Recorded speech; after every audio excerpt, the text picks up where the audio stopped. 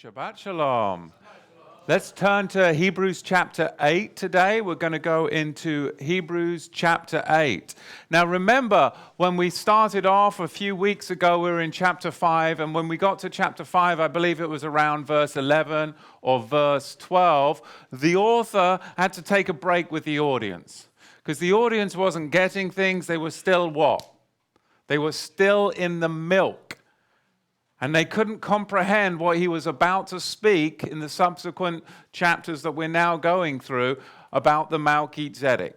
So in chapter 5, about 11 or 12, verse 11 or 12, he says, and he admonishes them, come on, you need to get out of the milk so that I can now tell you the exciting things about our faith. This chapter 8, really resonates with me. And I think it will with so many of you. Because for me, my exit from the institutionalized church was Hebrews chapter 8. Many of you have heard my story, but I was sitting in an elders meeting, an elders Bible study at Calvary Chapel, must have been a decade ago by now.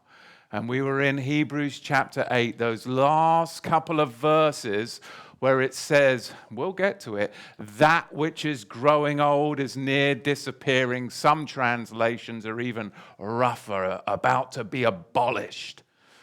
Well, of course, it's the old covenant. It's the law of Moses that's abolished in the traditional church. But I was so hungry at that time in my life because I had spent 8 years of drinking milk. And I knew, like many of you, that there had to be more. There had to be more. You see, this is where the institutionalized church doesn't recognize Yahweh's people.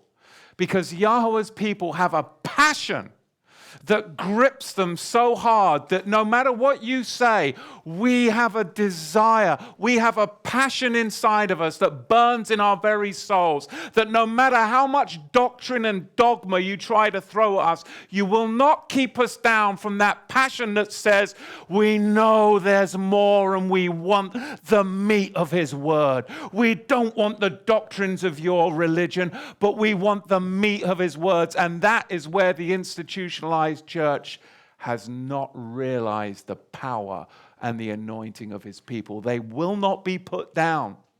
They will not be stomped on because it's inside of you, that passion for meat. And for me, a decade or so ago, Hebrews chapter 8 was my exit from the institutionalized church because I said, no. This chapter is about priesthood, sacrifice, and service. This isn't talking about nailing the commandments to the tree. And at that point, the door opened. And I had to walk through it. And I believe there may have even been a boot up my... But this chapter is not about nailing some law, the commandments of Moses, to a tree. This is about priesthood, sanctuary, and sacrifice. But now the author is getting more technical because this is the meat. He's getting more technical. And this you won't hear taught in the institutionalized church because it's easy just to whitewash everything with lawlessness. Because babies can eat that, drink that right down, can't they? Because babies are naturally carnal. They have tantrums. And the carnal man is an enmity to Yahweh's commandments, it says in Romans. It's our natural flesh that doesn't want to keep the commandments. Bathe them in the milk of lawlessness, and you'll have a happy flock. But they will not do well in times of tribulation.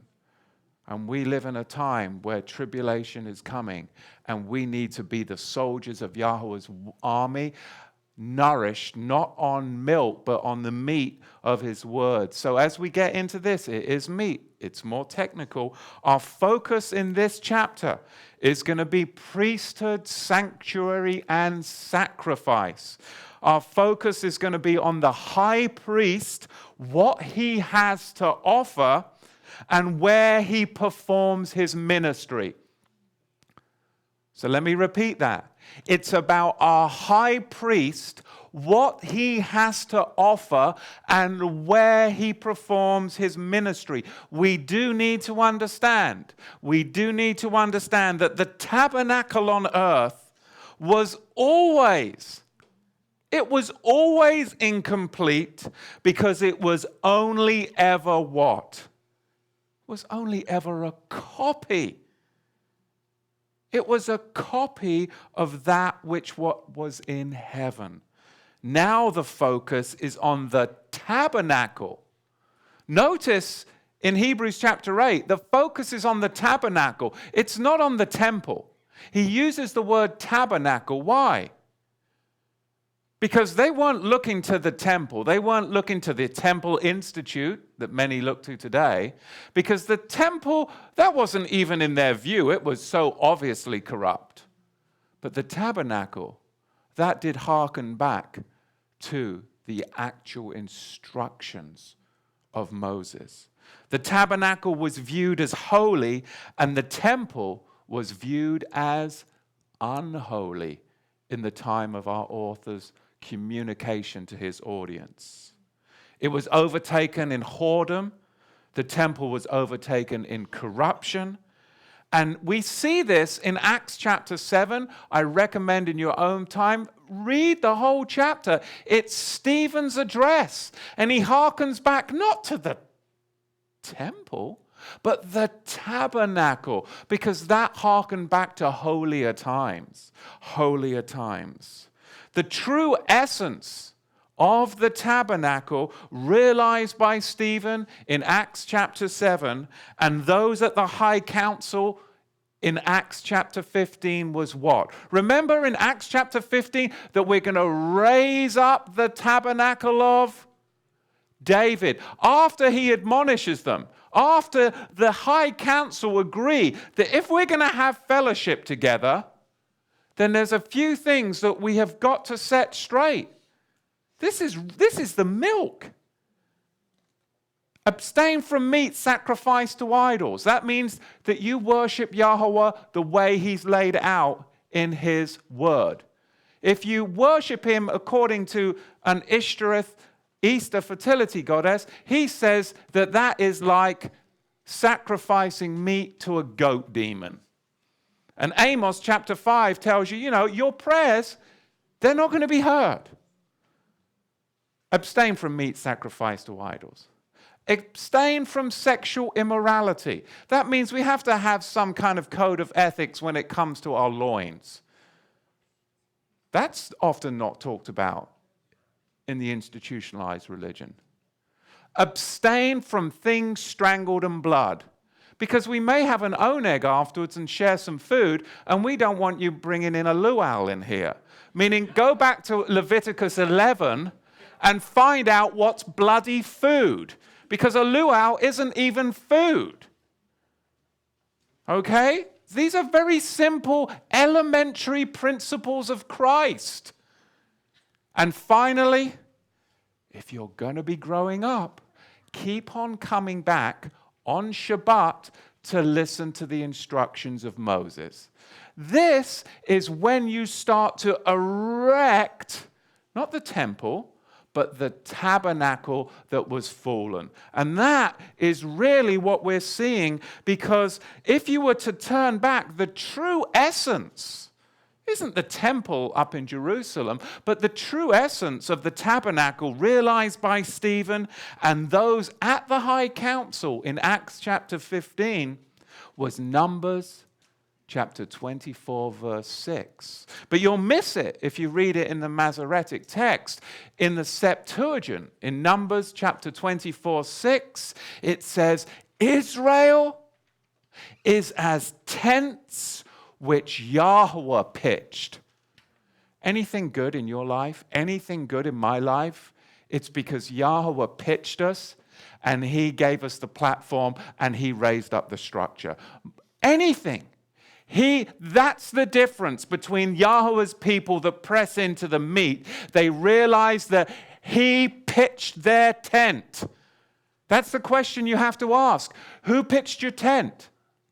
If your denomination pitched your tent, it's going to collapse under the weight and doctrines of men. But if Yahweh pitched your tent, you'll get kicked out of your denominations because you'll have a burning passion inside of you that says, give me the meat! Right? I'm getting some amens because you're all here for a specific reason. It's religiously incorrect, it's politically incorrect, but it's righteously right. And that's the amazing dividing line.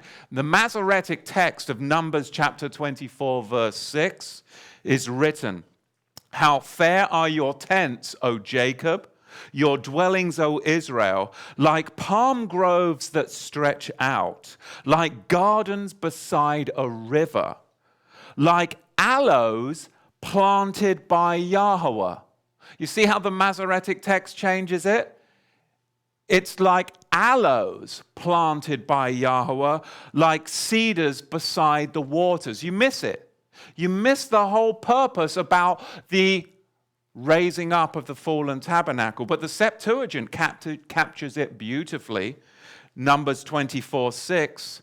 "How goodly are thy habitations, Jacob, and thy tents, Israel, as shady groves, and as a garden by a river, and as tents which Yahweh pitched, and as cedars by the waters." That's us. That's us. That's our life.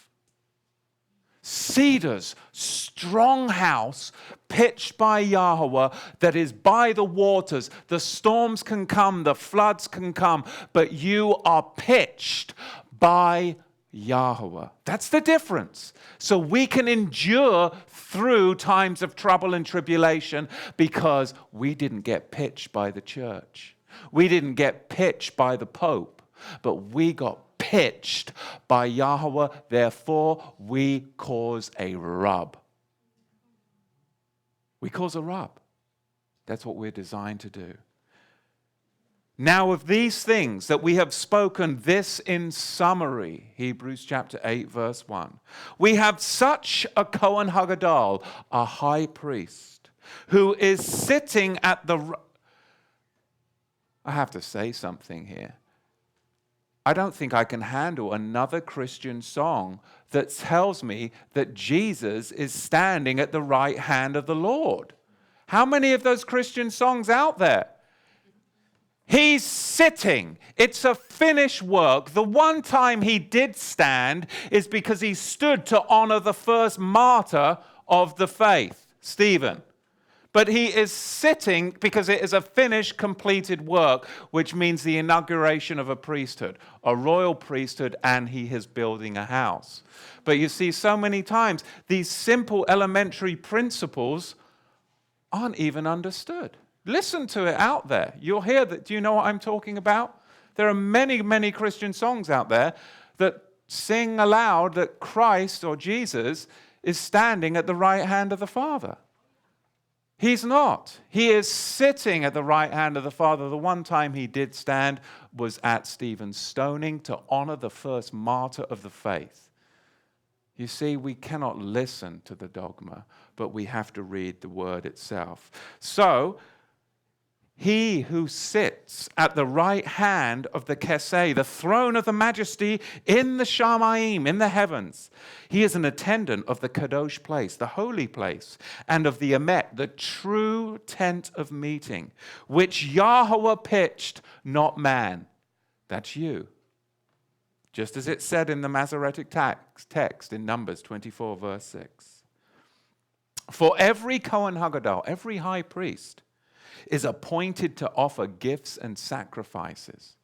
So it was also necessary that this man have something to offer. You see, as the Aaronic priesthood gives place to the priesthood of Melchizedek, so the book of the law gives place to the Melchizedek covenant. As the earthly sanctuary gives place to the heavenly sanctuary, and the sanctions which were but temporary give place to one which is effective and it has eternal validity. That's the purpose of this teaching. That's the purpose of this chapter. You see, the new covenant, which was given as covenant Torah, and this is explained in Hebrews chapter 8, verse 6. The new covenant is given as covenant Torah. That's a huge thing. I don't know whether I'm just running hot today. I kind of am.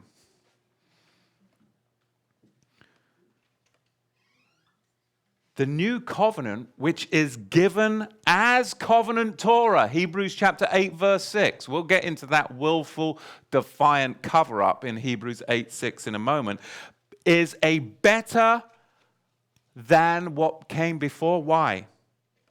It is better than the enactment of law, which was the book of the law. Why? Because the book of the law was never blood ratified. It was never agreed to. This is a superior covenant because it rests on better promises. That's the basis of the whole argument. And what are those better promises? They were the better promises that were given to Abraham, which were Melchizedek. You see, the book of the law was based upon imposed law, and it brought blessings. Yes, it did bring blessings for obedience. But it also brought all of the curses, and it even brought death for disobedience. In contrast, the reversion back to the book of the covenant fidelity is based upon grace. Oh, get some holy looks when you start talking about from grace, because a lot of you have got shell shock when it comes to talking about grace, right? Oh, there he goes, talking about grace. That's because people have not, the religions of the world have what? Redefined grace to allow you to be lawless. But we need to define grace back in its biblical context, and we'll find that, in fact, the religious institutions of the world are not under Yahweh's grace.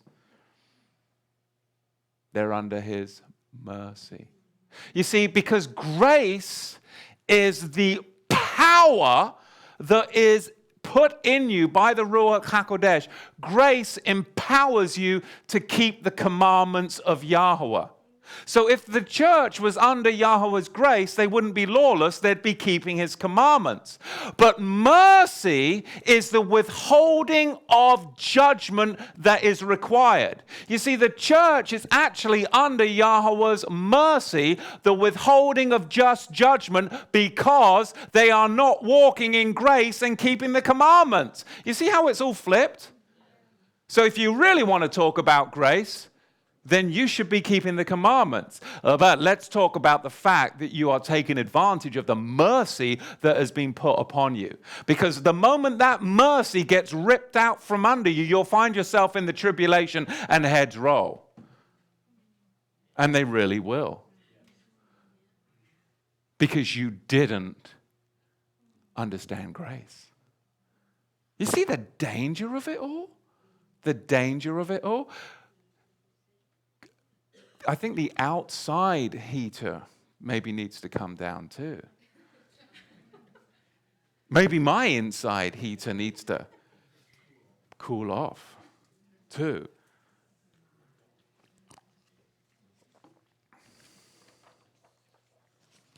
Let's look at verse 4.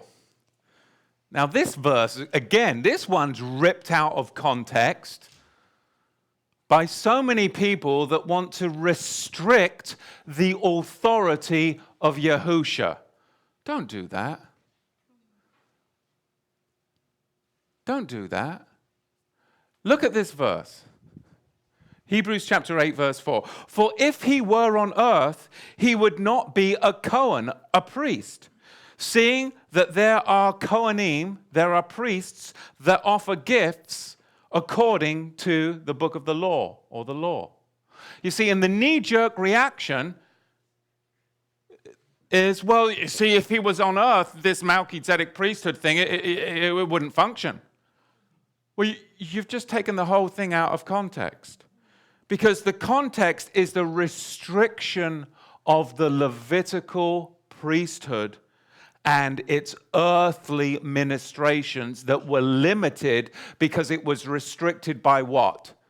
Descendancy and an earthly carnal life. Once the high priest died, guess what? You got another high priest. In fact, there were 84 high priests from Aaron all the way up to the destruction of the temple in 70 of the Common Era. So the context of this is the restriction of the Levitical priesthood based upon its descendancy. It's not a verse restricting Yahusha's authority. It is not. But many people that want to get into the Levitical regime will twist the scriptures and rip this right out of context to do so. But it's not. You also notice that the author is using the present tense for both offer and serve. So what does that tell us in our historical setting? That this was written sometime before the destruction of the temple in 70 of the Common Era, because they were presently offering sacrifices and they were presently serving in the temple. So this gives us a good dating right there, that it's before 70 of the Common Era that this was written. Yahusha's priesthood takes over where the Levitical priesthood left off. This is the Hebrews 7:12 change in law. Now, I don't want to speak above you. We are getting a little bit more technical. So just slip up a hand and tell me to slow down and I can repeat something. But this is what the author was talking about in Hebrews 5:11. But you guys are mature. Our audience that's watching is mature. This is the meat of the word. You see, the priesthood that Yahusha is in, takes over where the Levitical priesthood left off. This is the change of law, Hebrews 7:12. It's a rearrangement. This is key. It's a rearrangement of the Torah that we experience today, that many people don't want to recognize. It's a rearrangement of the Torah. And that is why it's such a special message.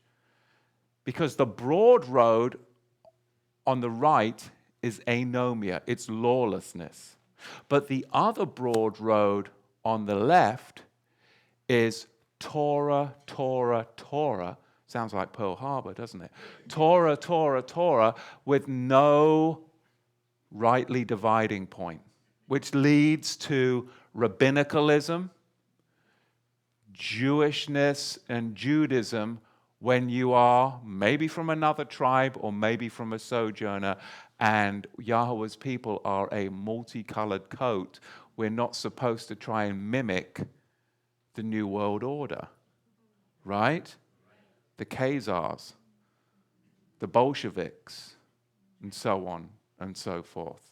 So as we can see now, there is a rearrangement that the Torah has experienced as a result of the payment of the death penalty position that Yahusha paid, the death penalty position of Genesis chapter 15, and the resulting restoration back to covenant fidelity that was breached. When was that covenant fidelity breached? Of course, at the golden calf, Exodus chapter 32. Now look at verse 5. They who serve, present tense, meaning the temple service was going on at the time of our writing, those who serve as the example and shadow of heavenly things, as Moshe was admonished by Eloah when he was about to make the tent of meeting. For see, he said that you make all things according to the pattern shown to you on the mountain. So Moshe made everything according to the pattern that he saw on the mountain. Moshe saw with the soul's eye the immaterial forms of material objects. He saw with the soul's eye the immaterial forms of material objects which were about to be made. And in accordance with these forms and copies, these were now becoming perceptible to Moshe's senses. They were becoming perceptible to Moshe's senses, and they were what? Reproduced. And you understand this as an artist. You see something, it comes into you, who is a what? Living soul, and then you take something and then you start to actually build it into a form. That artists understand this kind of language, and Moshe was a gifted artist, and as was Bezalel, the artisans. So what he was able to do then was to reproduce what his senses were able to comprehend in kind of like an architectural type of drawing, and he laid out patterns, all of these things that he conceived in his mind. Moshe was able to do. Moshe was able to grasp with his mind the invisible ideas laid up eternally in the place above the heavens. Many, many artists have that gifting. That's where it comes from. That you're able to do the kinds of things that you do is because this gifting is in Yahweh's people. But the New World Order, of course, wants to come in and corrupt that and use it for all kinds of hellacious artwork. And you know, some of the biggest propaganda that's ever been brought forth is by the Bolsheviks and the lewd art that was brought forth in Germany in around 1918 to 1928. You know, it was very, very, I mean, everybody would, many people in Europe would travel to Germany during that time because it had such a Bolshevik stronghold, and there was huge decadence and despicability all throughout the fallen empire. But now, as we continue on, we can see that because of this golden calf breach, Moshe was commanded to give material expression to the ideas in a tabernacle on earth as a guide. You see, that tabernacle on earth, its purpose was to guide us. It was to... Why? Because Israel was a stiff-necked, rebellious people that broke the covenant. You see, if they hadn't broken the covenant, there would have been no tabernacle. People don't understand that. Yahweh's perfect will was that there wouldn't have been a tabernacle. The only reason there was a tabernacle is because they broke the covenant and they needed it spelt out to them. They needed literally the material form right before their eyes because they had no concept of the heavenly realm, of holiness, of covenant fidelity. So they literally had to make furniture for them, just as you would a child, just as you would a child. And this is what our author is now focusing on. We can now transcend. If you're in the meat, if you've accepted the Melchizedek, you should be able to transcend the earthly, to which point is going to be driven home right now in the audience of the book of Hebrews.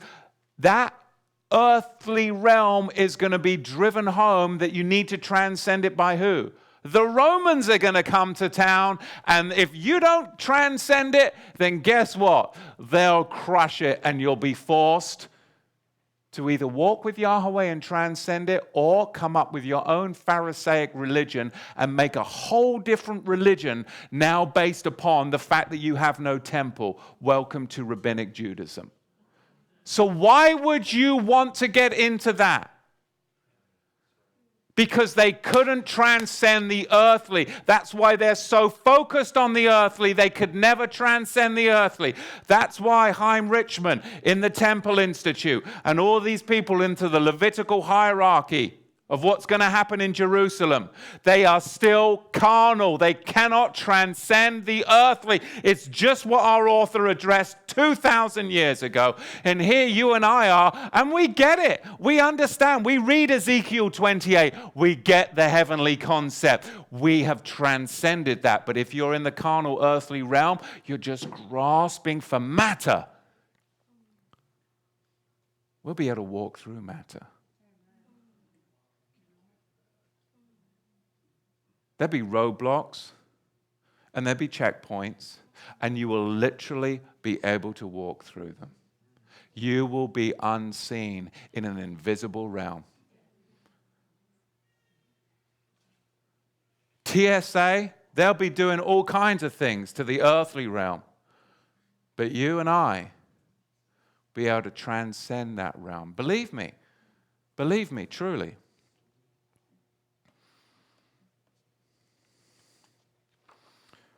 It says in 2 Baruch chapter 4 verse 5, I showed also to Moshe on Mount Sinai when I showed him the likeness of the tabernacle and all its vessels.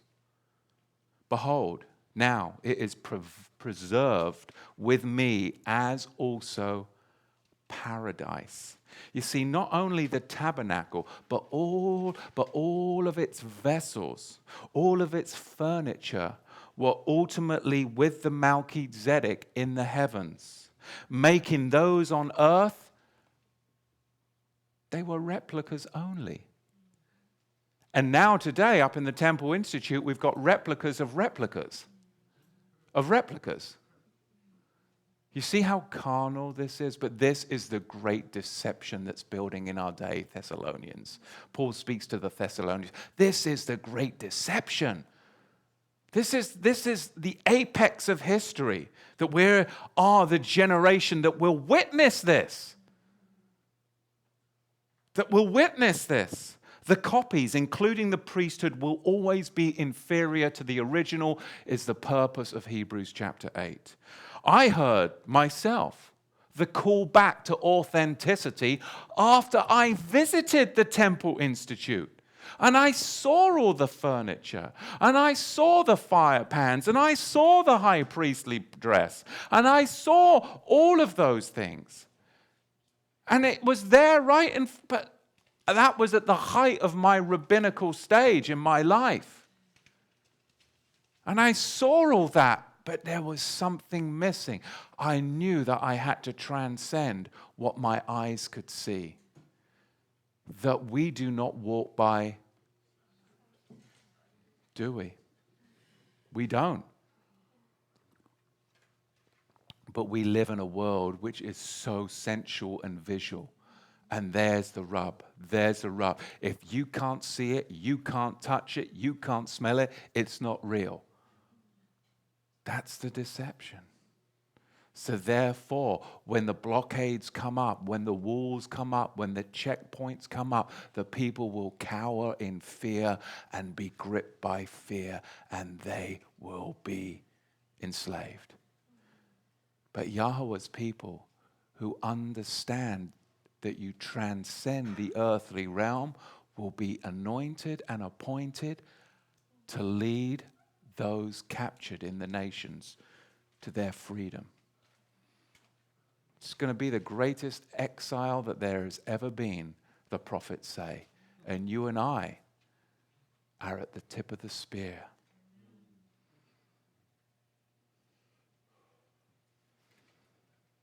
You have to be willing to let go of the replicas in your life. You have to be. You have to hear the call, and you have to be willing to let go of the replicas in your life. We live by faith, not by sight. Yahusha operates in a priestly service, in a far deeper reality, beyond the veil, beyond what can humanly be seen. My life, your life is a witness to that. beyond what can humanly be seen. He makes his ministry far superior to the earthly ministry of the Levites. Why is it so important to us? Because this will affect our very future. Because if you fail to comprehend what I'm saying, what the writer is saying in this specific chapter, you will fail to comprehend that the book of Revelation is set in the heavenly temple. It's not set in Rabbi Chaim Rickman's temple up on Jerusalem that's going to be built. It's not set there. It's set in the heavenly temple. The temple of the tabernacle of the testimony in heaven, Revelation 15, verse 5. You see, don't be deceived. When you see the Illuminati backed and financed by the Bolsheviks, when they put that flashing replica in Jerusalem, when they put it on screens before your eyes and you see men slain in the street from all over the world,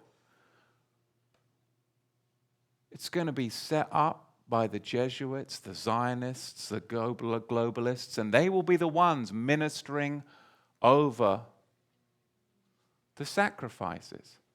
And you see it. They're telling you they're going to do it. Even with David Bowie, who died, and they had the Grammys this week. I'm surprised they scaled it back as conservatively as they did. But they're tributes to him. I was full on expecting, like they did with Michael Jackson, that there would be the full-on holographic him performing before they did that with Michael Jackson after he died. You see, this holographic imagery of dead people, this is what they're testing out. And where are they going to test it out on? They're going to test it out on the people in the Word, or are they going to test it out on the people on the Kool-Aid, on the fluoride, and on the vaccines at the Grammys? That's where they're going to test it out on, and that's what they do. Because ultimately, they're going to use that virtual reality up on the Temple Mount to deceive the nations. To deceive the nations. And it is all about what? Priesthood, temple, sacrifice. So mark my words, when we spend this time on the meat, this is the thing. And I stand before you as a witness that sometimes in this world, sometimes in this biblical world of exploration, it is like digging ditches. People come up to me, oh, brother, it must be amazing when you're in the Word and you must get so much revelation. I am just like the rest of you. Sometimes it's dry bones. But guess what? I know that I'm just going to continue to dig those ditches. I'm reading through the genealogies just like the rest of you. And it's digging ditches. But I keep digging and I keep digging, and I've been digging for years. And guess what? I know now, because I've done it long enough, that He is always faithful, and the rain will come, and I will have water when everybody else is dry. And the revelation will come, and He will fill in the work that you have done. This is the work that we're doing now. You may not understand the importance of this message right now. Priesthood, temple, and sacrifice. This is the ditches. While everybody's out there doing all of their carnal stuff, you're in here studying this out. Because one day, when they put up the holographic imagery and they had the two witnesses lying dead on the street, when that happens, that's when the water will come, and you will have supernatural discernment, and you will immediately, I can't click my fingers, otherwise I would, you would immediately transcend this earthly realm into the heavenly realm in a supernatural way. I know it, I've experienced it, and I know many of you have. We haven't experienced it how we're going to experience it. But this is boot camp. Supernatural, right now. And these young men that are being raised up on it, when we start to draw back, it'll be that generation that will say, come on forward. Because they have none of the programming that us who are older have had. Verse 6.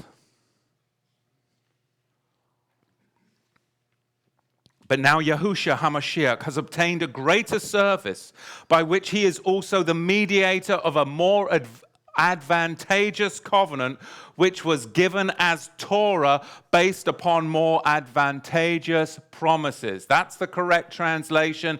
This is the verse that has been deliberately, willfully, defiantly mistranslated to keep the whole of those on fluoride, vaccines, and MTV lawless.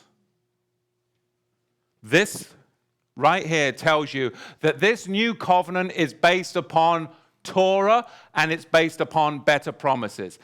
But there is the mistranslation of the word that they did translate correctly in the previous chapter, in Hebrews chapter 7, verse 11. The Greek word there is nen methotheo, and it means receive the law. Hebrews 7:11, they translate it perfectly. But somehow they stumble on it in Hebrews chapter 8, verse 6, and they just can't get it right. Because if they translated that Greek word the way they did in the previous chapter, guess what? The shenanigans would be up, and the institutionalized church would crumble in their lawless stupor. It's right here. The Messiah, Yahusha, has obtained a greater service. He is the mediator of a better covenant, but that better covenant is given as Torah based upon more advantageous promises, the promises given to Abraham. Not the advantageous Torah of promises given to Aaron. No, that's the broad road on the left. The broad road on the right doesn't even translate it right because they want you to be lawless. But the narrow road recognizes that the new covenant is the Torah that was given to Abraham. Those promises are Ephesians 2:12, the covenants and the covenants of promise. That's royal covenant Torah living. Isn't that wonderful? Yahusha is the mediator, and he is typified, just as we see in the Tanakh, with that reconciliation, the reconciling rainbow that encircles the throne. Just like Jacob's ladder was able to what? Reconcile Jacob with what was going on with the heavens. That was the mediator. That ladder was a mediator. That rainbow was a mediator. Yahusha typifies all that and brings us into the fullness of what's going on in the heavenlies. Verse 7, for if the first, now many of your translations, give me a show of hands, who's got covenant in their text in Hebrews chapter 8, verse 7? Who's got it not italicized? It's just in there. Okay. So which ones have covenant and it's italicized? Well, that was decent of them. The italicized tells you that it's not in the text, but in some translations, they don't want even to give you any idea that it's not in the text. The Greek word, which is missing from the text, is diatheke. Diatheke, which means covenant. It's not even in the text. So it really says, for if the first had been faultless. Well, what are we talking about? Are we talking about covenant? Is that even in the context? Or are we talking about priesthood, temple, and sacrifices? I mean, so you have to look at that and you see, well, obviously this is priesthood. If the first priesthood had been faultless, was it faultless? Was it based upon men and their flesh and their carnality, and they lasted for a generation and they died, and they even had to go in, before they could even go into the Holy of Holies, they had to do what? They offered a sacrifice for their sins. So contextually, we know Hebrews chapter 8, verse 7, for if the first priesthood had been faultless, then should no place have been sought for a second priesthood. Now, the Greek actually reads, aigache prote akain en amemptos. And when we look at these two Greek words, he prote, we have to ask, Well, what are they connected to? Because they're not just like dangling out in space.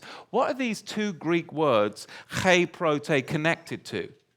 I mean, are they even connected to covenant in the text that would justify them slipping covenant into the text? You see, I like to try and get my head around what these translators were up to. You see, I like to try and think what they were, because then you can see how literally willful and defiant it is. And people come to say, oh, say Matthew, well, you're just thinking the worst. Well, no. I'm in the text, and you start looking at this, and you can see it's deliberate. It's deliberate. Just as today, when all the political whores get before you, what they're telling you and what they leave out is deliberate. Unless you really think that Hillary lost her emails. Right? But CNN and MSNBC, well, she lost her emails. But you start questioning that, and you are a conspiracy theorist. Especially if you don't take the nude scanner, right? Gee. If you look at the surrounding context, there are only 4 feminine nouns that he prote can be legitimately associated. Let's look at these 4 surrounding feminine nouns, and then you'll see, don't take my word for it. You can see that there could be diakathe, which is covenant. There could be skene, tabernacle. There could be cherasune, which is priesthood. And there could be liturgia, where we get the English word liturgy, which is ministry or service. It's the latter 3. Skene, tabernacle. Cherasune, priesthood. And liturgia, ministry of service. The latter 3 are, of course, what? Associated with the Levitical sacrificial system, which our author has already confirmed to us in verses 1 through 4. So contextually, covenant doesn't belong there. And I'm not that smart. It didn't take me very long to figure that out.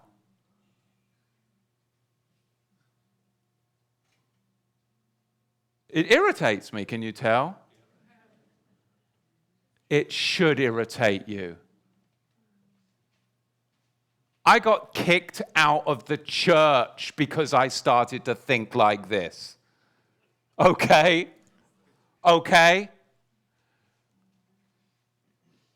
In reality, I should have been made the pastor. Oh, but they did offer me that. But it was a conditional offer, which of course had the promise of money. And then it was conditional upon pre-tribulation rapture teaching, and the law of Moses is nailed to the cross. And I'm not saying I teared up. I'm not saying I got emotional. But I said, I can't do that. I can't do it. Because I had a decision, and I knew that was a crossroads moment. That was a selling your soul moment for mammon, power, position. I knew it. Dangerous. You think all these movie stars, you think all these...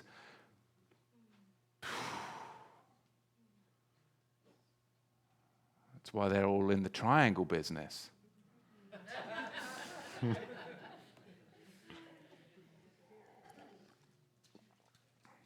But you see that these latter 3 are associated with the Levitical sacrificial system. Skene, tabernacle, cherasune, priesthood, and liturgia, ministry of service. These are contextually only associated with the Levitical sacrificial system. Tabernacle, priesthood, and ministry of service are bypassed and they are surpassed by Yahusha and his Melchizedek order. That's it.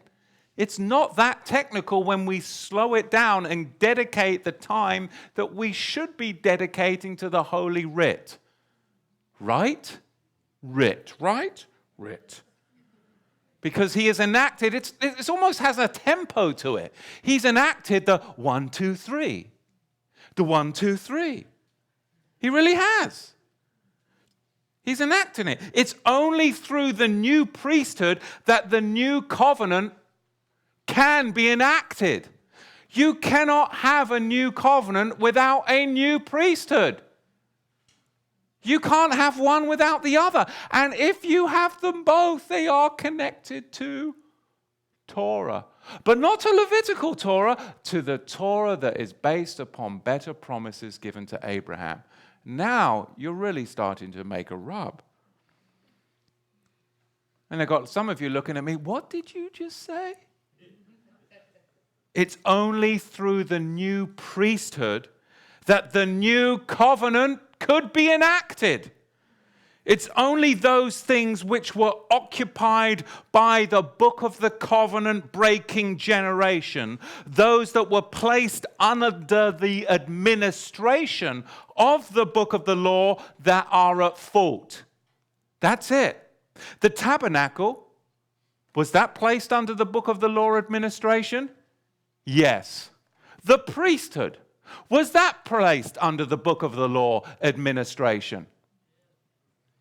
And the ministry of service, was that placed under the book of the law administration? Those are at fault. Was the broken covenant placed under the book of the law administration? No. It was broken. It had nothing to do with the book of the law. It was broken. It couldn't be put under their administration. They had a whole new deal. So the fact is, it is only the things that were put under the book of the law administration that are in view here that are annulled and brought into a new... Am I the only one, brother? You, right? Yes? Okay. So I'm feeling alone up here.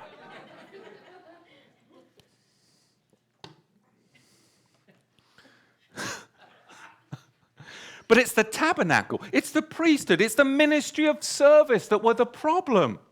It wasn't the book of the covenant at Sinai that was the problem. It was the bloody people that were the problem.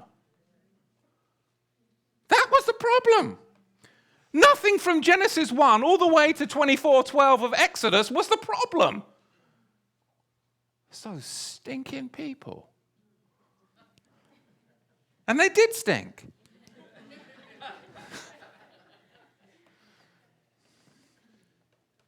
It was those offices and ministrations that were performed by sinful men that was the problem, and still very much in view at the time of the writing of this book that required the change.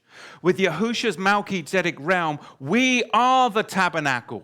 You are the tabernacle of believers, ordained into his priesthood, where we are presenting our bodies as a living sacrifice, which is your reasonable service.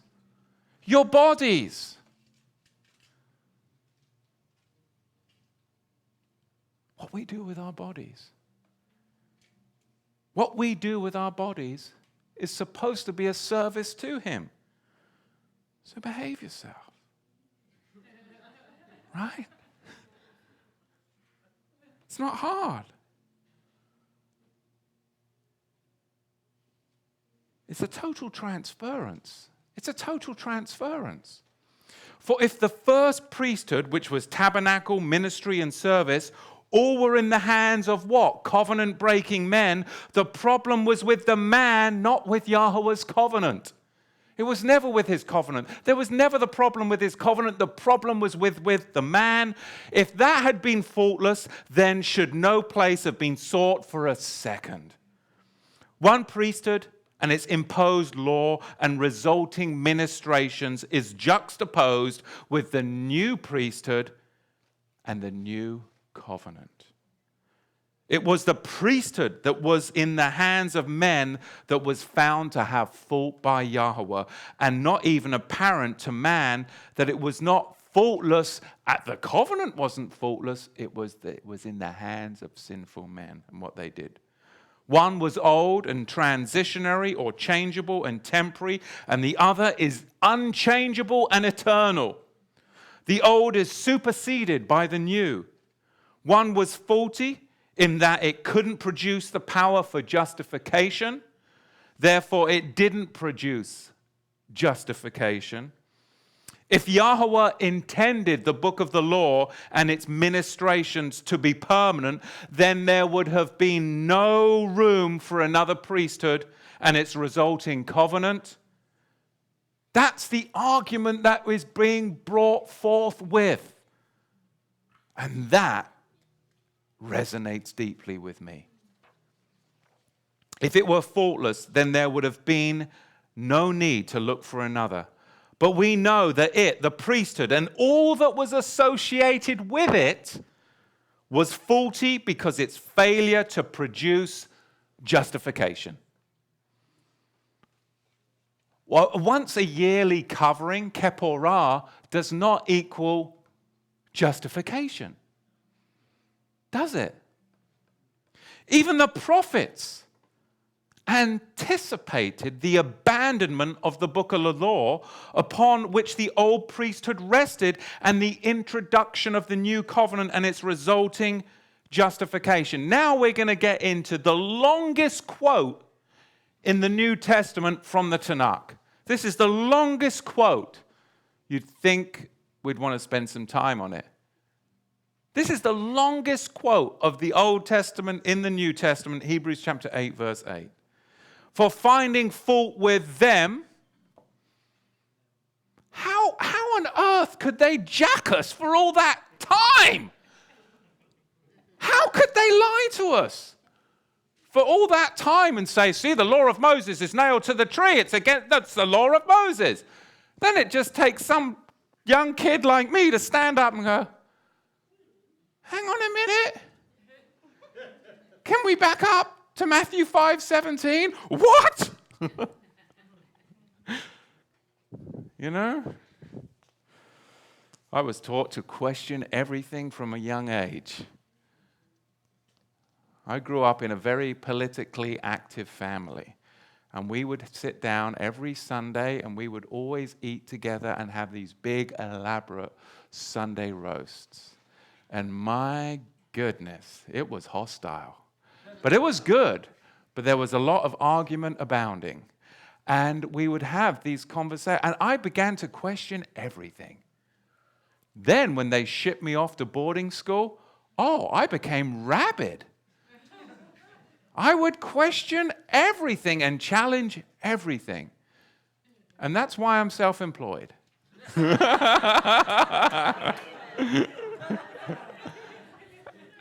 And have been since I was 19 years old.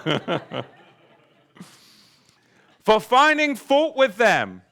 Of course, the context is the priests. Yahweh had already found fault with the nation in the wilderness. Of course, the priests have to offer up sacrifice for their sins as well as the nations. So the nation at large, yes, it's still in view here, but particularly the priests. The new covenant is inaugurated because of the weakness of the Levitical priests. That was not very difficult to assert during the first century. It was very apparent to our audience that the Levitical priests were weak because they were corrupt. They were corrupt. He says, behold, the days come, says the Master Yahweh, when I will make a Brit Hadashah, a new. It doesn't mean renewed. It means new. You don't renew a broken covenant. You make a brand new one. So this Hebraic nonsense that's been around, it's renewed. It's like the old one, exactly, but renewed. And then they give you this stuff about, like the moon. is renewed every... Sounds good, but no, it's new. Covenant's broken, we need a new one. We don't renew it. Galatians tells us that once a covenant's annulled, no one can add to it. We have to read that or annul it. So we have a brand new covenant, Brit, Hadashah, new covenant. And, I have to go back and beat up the old me who said renewed. So I was right there and fell along even with the religious trappings then. Because I was a little naive, unlike any of you, that once I left the institutionalized church, I was like, this is it! And then I began to smell a little rabbinical rat and realized that it's just another religion too. That when you start questioning that one, you get chucked out of the Davidic dance circle.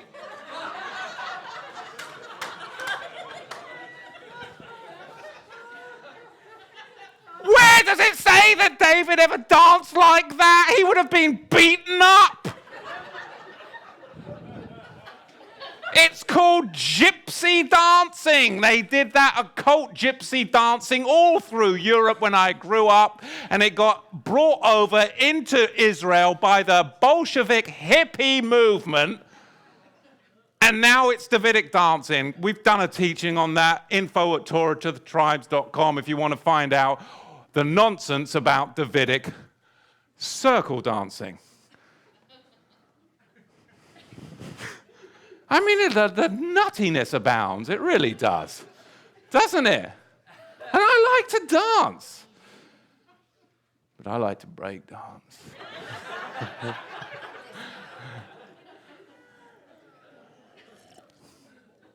That's the kind of dancing that I like to do. All right. In all seriousness.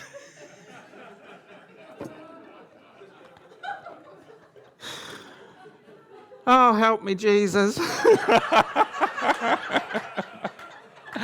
name's not Jesus. It's Yeshua. No, it's not. It's Yahusha.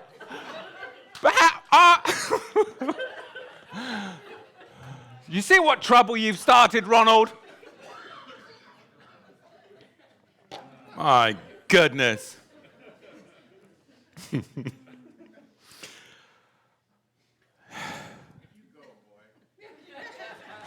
Thank you. Take a breath. Let's go to verse 9. Not according to the Brit that I made with their avot, their fathers, in the day that I took them by the hand to lead them out of the land of Mitzrayim, because they continued not in my Brit, my covenant, and I regarded them not. I regarded them not. Now, in the Masoretic text right here, it says, though I was a husband to them. But who's the husband? Though I was a husband to them. Baal, traditionally translated as husband, can be translated as to loathe or to reject in the sense of looking down upon them. Though Yahweh loathed, rejected, and looked down upon them. Why? Because of their covenant infidelity. Because of their covenant infidelity. I regarded them not, says the Master Yahweh. Verse 10, for this is the Brit, this is the covenant that I make with the house of Israel after those days, says the Master Yahweh. I will put my Torah in their mind, and I will write it upon their levanot, on their heart, and I will be their Elohim, and they shall be my people, Ami. And they shall not teach every man his fellow Israelite citizen, and every man his Israelite brother, saying, know the Master Yahweh. For all Israel, Kol Israel, shall know me, from the least to the greatest of them. For I will forgive their unrighteousness, and their sins and their Torahlessness will I remember no more. That's amazing. So this new relationship, it involves 6 things in particular. Number 1, covenant Torah is made with the whole house of Israel and the whosoevers of Exodus chapter 23. Number 2, the new covenant affects all people, but it can only be accessed through grafting into Israel. And number 3, covenant Torah, it's planted in your psyche. It's planted in your psyche. And number 4, the Torah is connected to the enactment of the new covenant as opposed to being at odds with, as the institutionalized church teaches. And number 5, covenant Torah is written on our hearts. It's the external to the internal shift. It's the external to the internal shift. Stone was the external, representing what? Covenant infidelity, you whores. I just like to say that. I wasn't looking at you, Carol. Her eyebrows, she's like,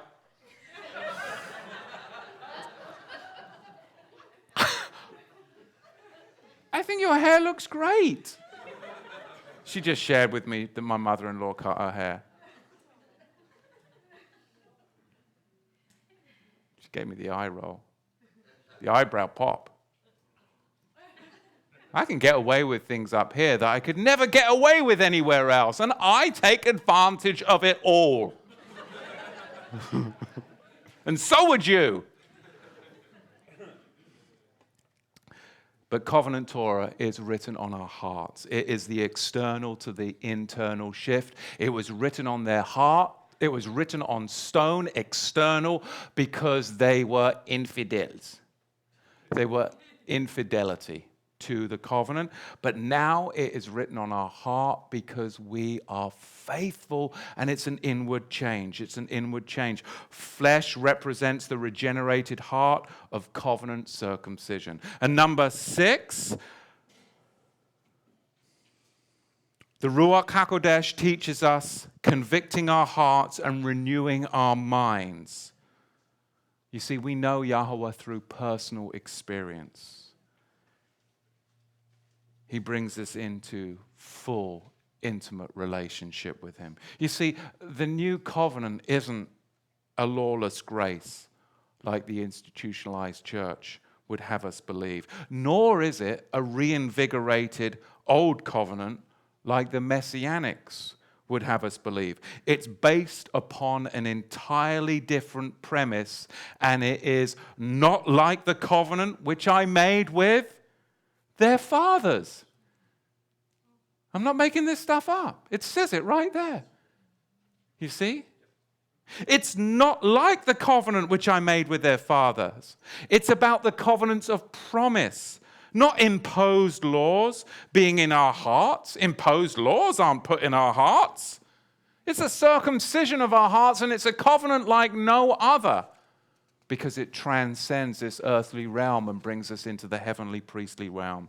This new covenant is made possible only through a higher order of priests that can officiate not in physical temples on earth, but a higher order priest that can officiate amongst the tabernacle that Yahweh pitched, his people, because he pitched you all.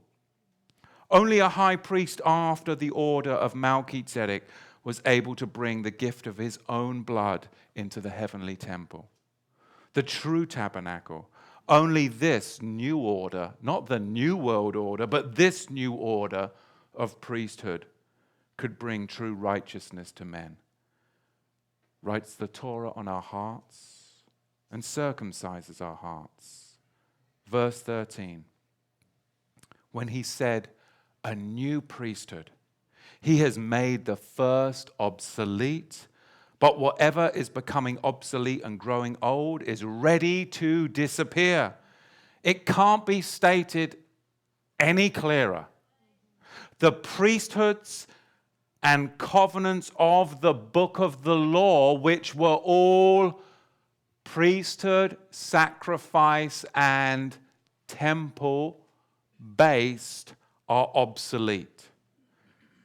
The Greek word means to advance in age or to grow old and decay.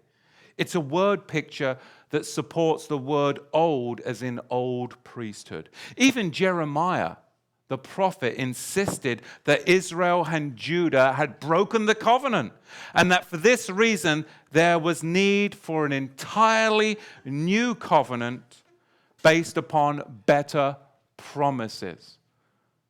The levitical priesthood is abolished. And many people will say, well, how can that be so? Let's take pause. Because we do need to making a statement like that, the Levitical priesthood is abolished, we need to take pause. It's a big statement. And we do need to revisit a scripture or two. Jeremiah chapter 33 verse 17 seems to make that statement inaccurate. For this says Yahweh, David shall never lack an heir to sit upon the throne of the house of Israel. Neither shall the priests, the Levites, lack men before me to offer burnt offerings and to kindle grain offerings and to do sacrifice continually. But you just said that the Levitical priesthood was abolished. What about this scripture? And the word of Yahweh came to Yirmiyahu saying, this says Yahweh, if you can break my brit, my covenant with the day, and if you can break my covenant with the night, and that there should not be day and night in their timing, in their season, then may also my covenant be broken with David, my servant, that he should not have a son to rule upon his throne, and with the Levites, the priests, my servants. Did you catch that? Was there a conditional caveat to what I just read? There was. 1 Kings chapter 9 verse 5. As I promised to David thy father, saying, there shall not fail thee a man upon the throne of Israel. But you have to watch out for the big buts. You just do. But if I love it. If ye shall at all turn from following me, ye or your children, I just got to behave myself. Brother John is blushing back there because he's like, I am going to be up all night long, editing and re-editing. We were trying to do something professional here, and then you show up. Tamra, she gave me. I got the wife look. Okay.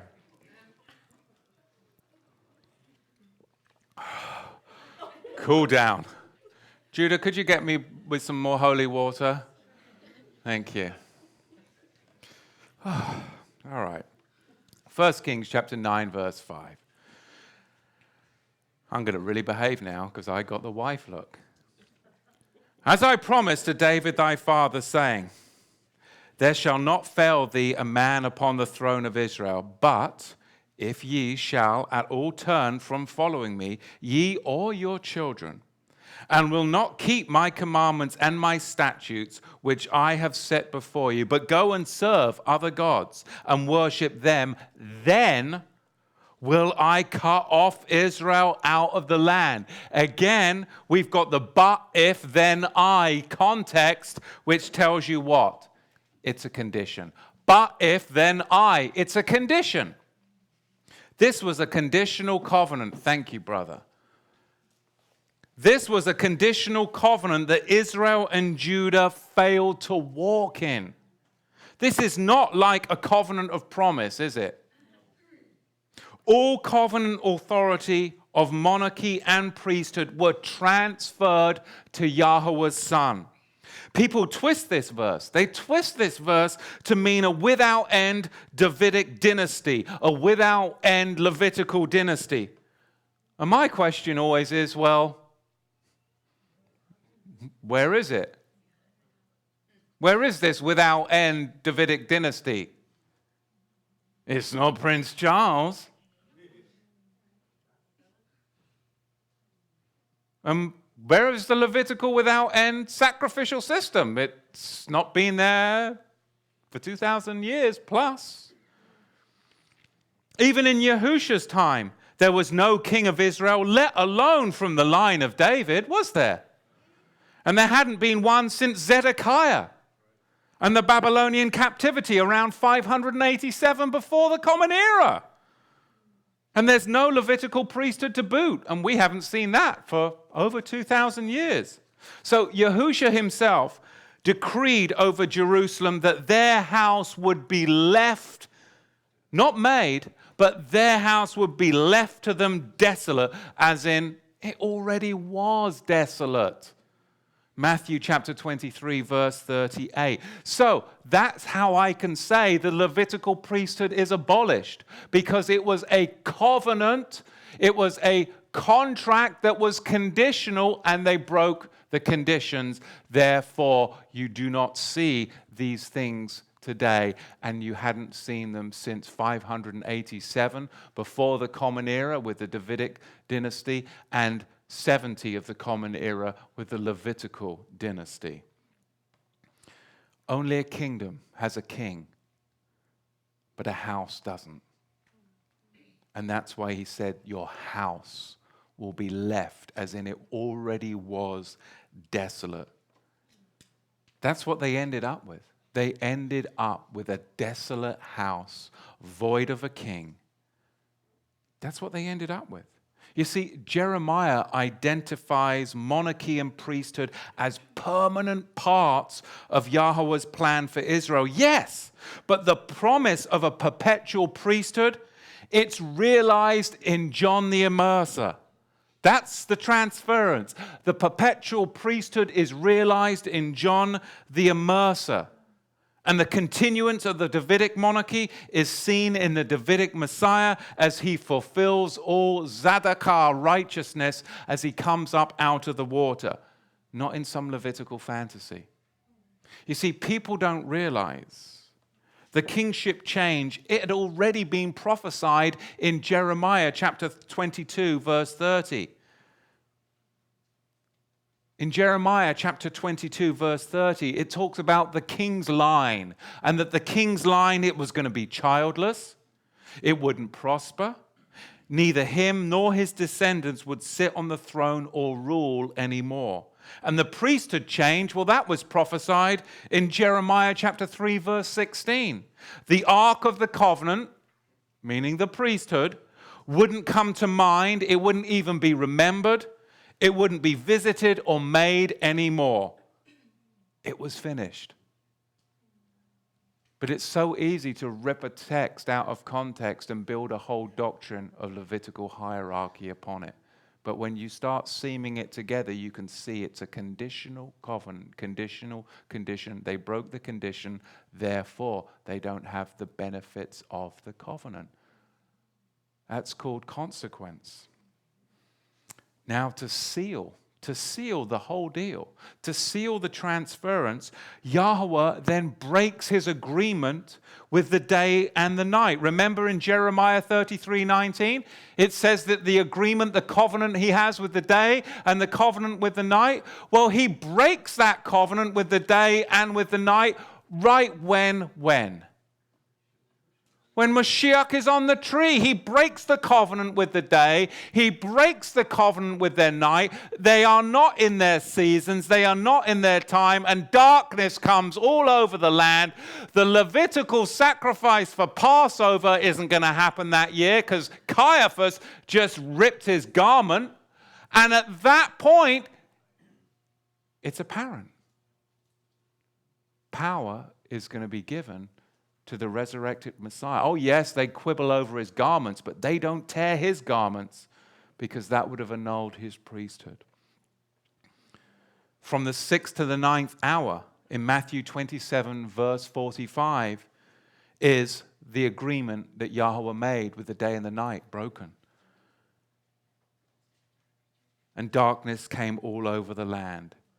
And his death is what qualifies his priesthood. Your throne, it says in Psalm 45, verse 6, O Elohim, is forever and ever. It's a scepter of righteousness. And it's the scepter of your kingdom. Finishing up in Hebrews 8:13, in that he says, a new priesthood. He has made the first obsolete. Now that which decays and becomes old is near disappearing. Now there's two Greek words finishing up for old. Now the first is archaeos. Archaeos, which is where we get archaeology from.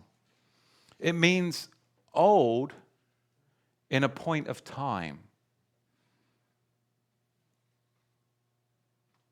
But it's very important that we understand this, because it means old in a point of time but still usable.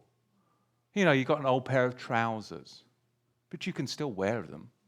You've got an old jumper, but you can still put your jumper on and wear it. But that's not the Greek word that's used. Another Greek word is paleos, where we get the English word paleontology. Paleontology. It means old in the point of use, worn out, useless, decayed, obsolete. And that is the word that's used here. That is the word that's used here. It's in the Greek perfect tense, meaning the book of the law and the Levitical priesthood are old in the sense of useless, and they continue to be so. And that's so hard for people to swallow, especially if they're into all the rabbinic stuff. The New Covenant Torah permanently antiquated them both. And this is why it's the narrow road. We're not teaching lawlessness on the broad road to the right, but we're not teaching Levitical hierarchy and a twisting with rabbinical Torah, the broad road on the left. Melchizedek Covenant Torah is the Torah that was given to Abraham. It's the Shabbats, the feasts, the Moedim, and holy kosher biblical diet and living. Immersion, sanctification, it's the life of the Zadokite community in Qumran. They got it. They got it, but they didn't have the full realization of Yahusha that we do. But they anticipated him in the Melchizedek scroll. They anticipated him. But we get to have him. We get it all. You are a blessed people if Yahweh pitched your tent. If Yahweh pitched your tent. So let's sum it all up by keeping it simple. Yahusha died for our sins, not so we wouldn't have to keep the commandments like Sabbath, the dietary commandments, and the feasts of Yahweh. He is our eternal sacrifice. He is our eternal priesthood. And he is our eternal temple. Reconciliation to Yahweh were accomplished by these three things, weren't they? So that's what changes. Reconciliation to Yahweh was never through the dietary commandments. They don't change. Reconciliation to Yahweh was never through Sabbath. That doesn't change. Reconciliation to Yahweh wasn't through the feasts. So they don't change. Reconciliation to Yahweh wasn't through holy, righteous living in a sick and twisted world. So you don't get to do away with holy, righteous living either. You get to mikvah and do that righteous living too. Reconciliation was always through sacrificed priesthood and temple. These were the objects of atonement for sin in the book of the law. These were the things that were transferred with the close of the Book of the Law administration and the return to the Book of the Covenant, living through the new covenant, which is royal, which means it's kingly, which means it's Torah. Hebrews 8, verse 6. Keeping Shabbat, like I said, observing the feasts and keeping the dietary requirements and so on and so forth, had nothing to do with atonement for sin. Nothing to do with atonement for sin. He did not end these commandments. Now, on the other hand, if you look to animal sacrifices, you look to a Levitical priesthood and another Jewish temple, then that's when you're encroaching upon the blood of Yahusha and putting his sacrifice to an open shame. And ultimately, those are the choices that we have to make. But if he pitched your tabernacle, it's a burning choice that's within you, and you'll make the right decision. Because you can't not make the right decision, because it burns within your very essence. Sorry I got a little crazy there, but I get so excited about all this stuff. Questions, comments? Yes.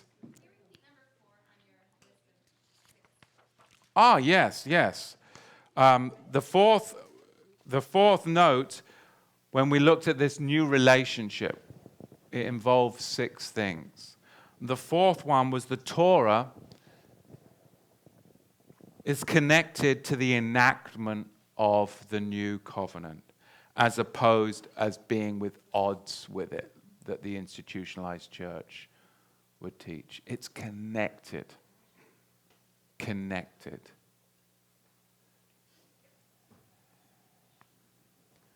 Anything else? See, I cooled down. Thanks, Judah.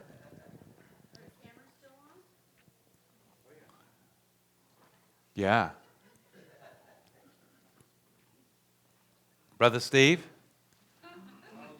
Well, Abba Yahweh, we thank you so much for your word. We thank you for this time in your word.